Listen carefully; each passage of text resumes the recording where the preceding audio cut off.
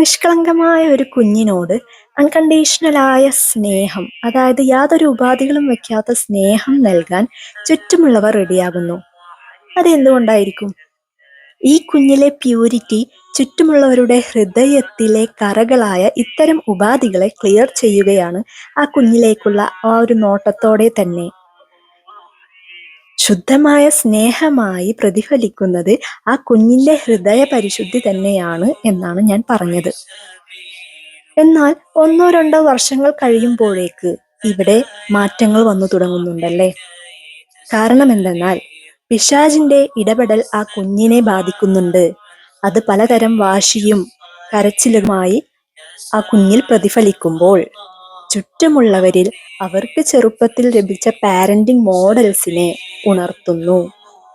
കുഞ്ഞിന്റെ ഈ വാശിയും ദേഷ്യവും വെറുതെയുള്ള കരച്ചിലുകളും കാണുമ്പോൾ ചുറ്റുമുള്ളവർ, മാതാപിതാക്കൾ, അവരിൽ പല തെറ്റായ ചിന്തകളും നിറക്കുന്നു.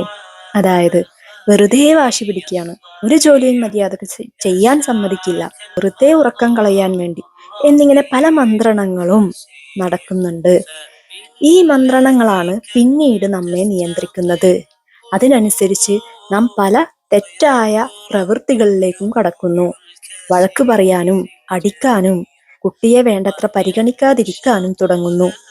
ഇവയോരോന്നും ആ കുഞ്ഞിന്റെ ഉള്ളിൽ വലിയ മുറിവുകൾ സൃഷ്ടിക്കുന്നു എന്ന് മാത്രമല്ല, അവരിലും വാശിയും ദേഷ്യവും കൂടാതെ നിരാശയും സങ്കടവും എല്ലാം നിറക്കുന്നുണ്ട്. ഇവിടെ ആരാണ് വില്ലൻ?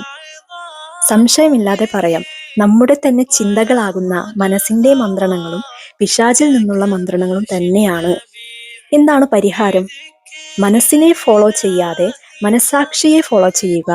അതായത് നമ്മുടെ മനസ്സിനെയും നമ്മെ തന്നെയും നിരീക്ഷിച്ചു കൊണ്ടിരിക്കുന്ന ഒരു സാന്നിധ്യം, നമ്മുടെ ആത്മാവ്. അതിൽ നിന്നും വരുന്ന നന്മയാകുന്ന വഴികാട്ടലിനെ ഫോളോ ചെയ്യുക.